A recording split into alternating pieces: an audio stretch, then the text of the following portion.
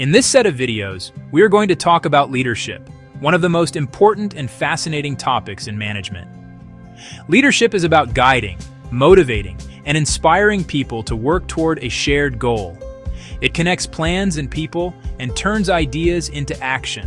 Every organization, from a small family business to a large multinational company, depends on effective leadership to achieve success. Over the years, scholars have developed different ways of understanding leadership. Some focus on who leaders are, such as their personal traits or natural abilities. Others focus on what leaders do, meaning their behaviors and decision-making styles. Still others focus on the context, recognizing that effective leadership often depends on the situation. Before we go deeper, here are a few questions to think about. Are leaders born, or can leadership be learned? What personal qualities make someone an effective leader? Why do some leaders succeed in one situation but fail in another? And is there one best leadership style, or does it depend on the context? We will come back to these questions as we move through the lecture. Let us begin with the earliest attempt to understand leadership, known as the Great Man Theory. The Great Man Theory. The Great Man Theory was one of the first efforts to explain what makes a person a leader. The main idea was that leaders are born, not made. According to this view, leadership is something innate. You either have it, or you do not. This theory became popular in the 19th century and remained influential well into the mid-20th century. Researchers at that time tried to identify the physical and personality characteristics that separated great leaders from ordinary people. However, this theory had several major problems. First, the name itself was misleading. Not all successful leaders were men. History is full of remarkable women such as Cleopatra, Queen Elizabeth I, and Indra Nooyi, the former CEO of PepsiCo. Second, researchers often focused on appearance. They believed that leaders should look confident, tall, or physically strong. Yet real-life examples show that great leaders come in all forms. Mahatma Gandhi, for instance, led a nation through moral courage and persistence rather than physical power. Third, the evidence was inconsistent. Successful leaders had very different personalities. Some were humble and empathetic, while others were assertive or even domineering. It was difficult to identify a single set of characteristics that defined leadership. Another problem was that the theory ignored context. A person might be very effective leading a military campaign but struggle when leading a creative organization or a nonprofit. Finally, if leadership is entirely something you are born with, there would be little reason to study or teach it. Yet we know that people can and do develop their leadership skills over time. The trait approach. The trait approach focused on identifying the personal characteristics that effective leaders tend to have. These characteristics are called traits.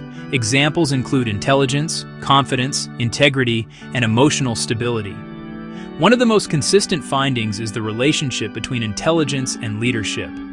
People with higher mental ability, or IQ, are more likely to be seen as capable leaders.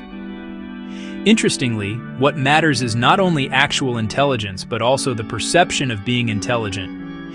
If people believe a leader is smart, they are more likely to follow that person. However, research has shown that this relationship is not linear.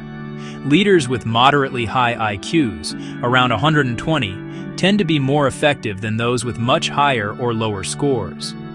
If a leader is far more intelligent than their followers, communication problems can arise.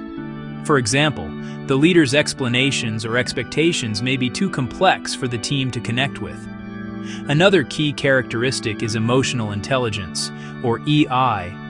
Emotional intelligence refers to the ability to recognize and manage one's own emotions and to understand and influence the emotions of others. Leaders with high emotional intelligence can stay calm under pressure, build trust, and motivate their teams more effectively. A good example is Satya Nadella, the CEO of Microsoft, who is known for his empathy and people-centered leadership style. Research on personality has also found connections between leadership and certain traits from the Big Five model. Extroversion is most strongly associated with leadership because extroverted people are typically outgoing, assertive, and sociable. Conscientiousness and openness to experience are also related to leadership effectiveness.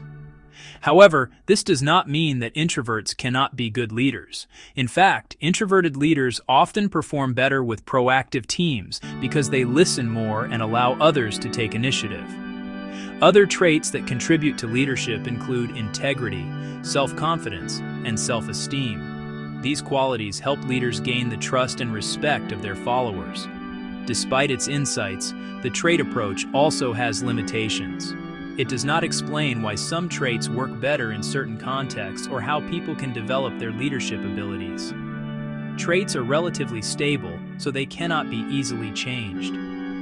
Because of these limits, researchers began to look at leadership from a different angle, focusing on what leaders actually do. This shift in focus led to the behavioral approach. The behavioral approach. The behavioral approach studies leadership by examining the actions of leaders. Instead of asking what traits leaders have, it asks what behaviors make them effective. The key idea is that behaviors can be learned and changed, while traits are more stable. Researchers identified two main types of leadership behavior. The first type is task-oriented behavior. This includes setting goals, providing direction, giving feedback, and monitoring performance. A task-oriented leader focuses on getting the job done and achieving results. For example, a project manager who sets clear expectations, checks progress, and ensures deadlines are met is showing task-oriented behavior. The second type is people-oriented behavior. This involves showing concern for employees, listening to their needs, and building positive relationships. A people-oriented leader supports and empowers team members, showing that they are valued. For instance, a leader who regularly checks in with employees about their workload and celebrates their successes demonstrates this behavior. Researchers found that both behaviors can be beneficial, but each has trade-offs. Task-oriented leaders often drive higher productivity, while people-oriented leaders often have more satisfied and loyal teams. However, too much emphasis on tasks can cause stress and burnout, and too much focus on relationships can reduce efficiency. The most effective leaders are those who can adapt their behavior based on the situation. A startup founder might need to focus on tasks in the early stages of growth, but as the company becomes more stable, people-oriented behaviors become more important for maintaining morale and creativity. Decision-making styles. Decision-making is another central part of leadership. The way leaders make decisions affects both the quality of outcomes and how employees feel about their work. Researchers have identified three main decision-making styles. The first is autocratic decision-making, in which the leader makes decisions alone without consulting others. Steve Jobs, for example, was known for his autocratic style. He made major creative and strategic decisions himself, which worked well for Apple's strong design vision. The second is democratic decision-making, where the leader involves team members in the process. This approach can lead to higher employee satisfaction and creativity. Google's co-founders, Larry Page and Sergey Brin, encouraged open discussions and participation, which helped create a culture of innovation. The third is laissez-faire decision-making, where leaders provide minimal direction and allow employees to make decisions on their own. This style can work well with experienced and self-motivated teams, but often leads to confusion when guidance is needed. No single style is always the best. Autocratic decision-making can be useful in high-pressure situations where quick action is needed, while democratic decision-making is often better for generating ideas and commitment. The effectiveness of each style depends on the context and the people involved. Summary. In this lecture, we explored how the study of leadership evolved from the early idea that leaders are born to more sophisticated approaches that view leadership as a set of behaviors and decision-making processes. We asked whether leaders are born or made, which traits matter most, why context matters, and whether there is one best leadership style. These questions remain central to understanding leadership today. In the next part, we will see how leadership theories continue to evolve with contingency and situational approaches, which explain how different contexts require different kinds of leadership.